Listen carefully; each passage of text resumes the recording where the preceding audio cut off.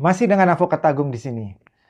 Kali ini saya akan membahas tentang hukum perlindungan konsumen.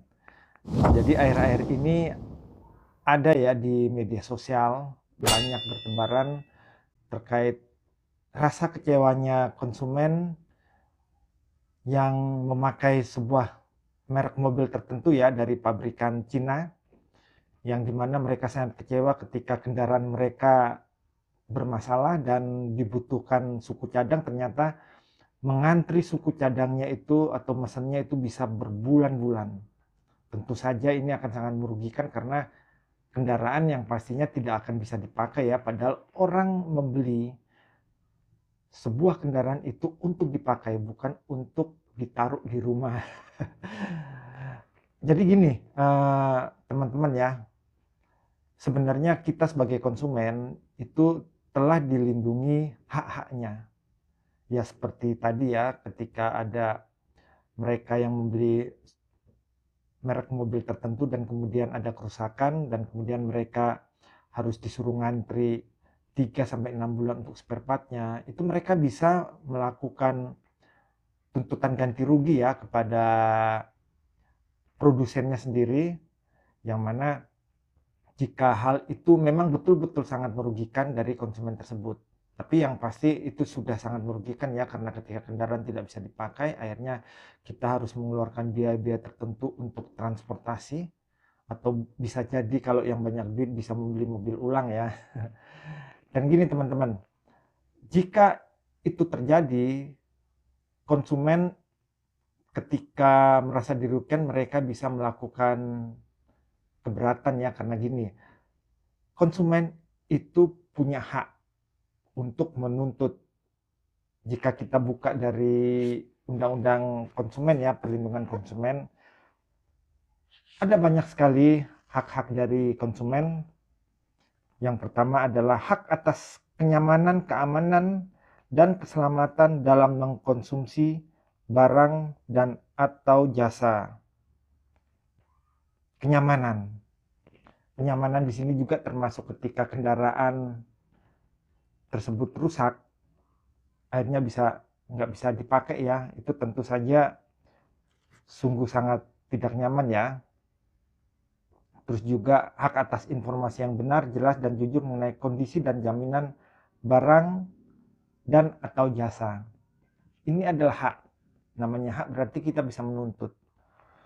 Ketika kita dirugikan, kita mempergunakan hak ini. Pasal 4 Undang-Undang Perlindungan Konsumen. Dan lawan dari hak adalah kewajiban.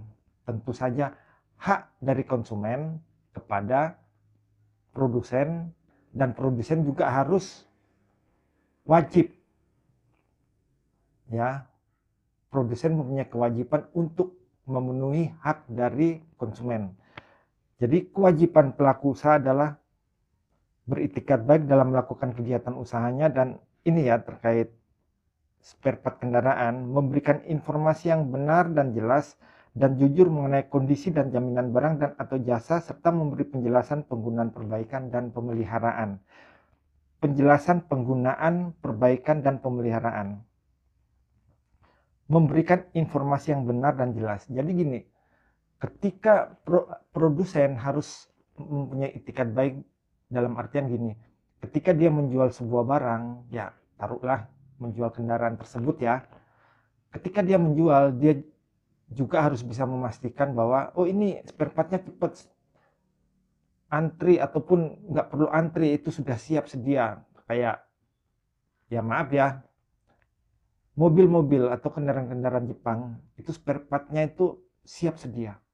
Paling kalau ngantri pun yang di luar kota itu mungkin ya paling lama seminggu 2 minggu. Tapi kalau bagi konsumen yang berada di terutama kota-kota besar, saya yakin itu nggak akan ada ngantri sampai seminggu 2 minggu. Kendaraan datang paling 1-2 hari langsung dikerjakan dan selesai.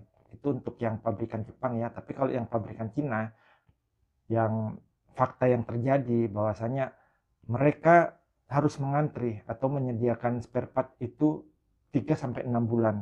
Dan ini tentu saja menurut saya ya, sekali lagi menurut saya bahwa pelaku usaha untuk pabrikan kendaraan Cina, ini saya duga itu telah melanggar dari Undang-Undang Perlindungan Konsumen, pertama pasal 7, karena mereka sendiri eh, tidak bisa memberikan jaminan yang baik kepada produsen, kepada konsumen ketika kendaraan tersebut mengalami perbaikan atau pemeliharaan, harus menunggu 3-6 bulan.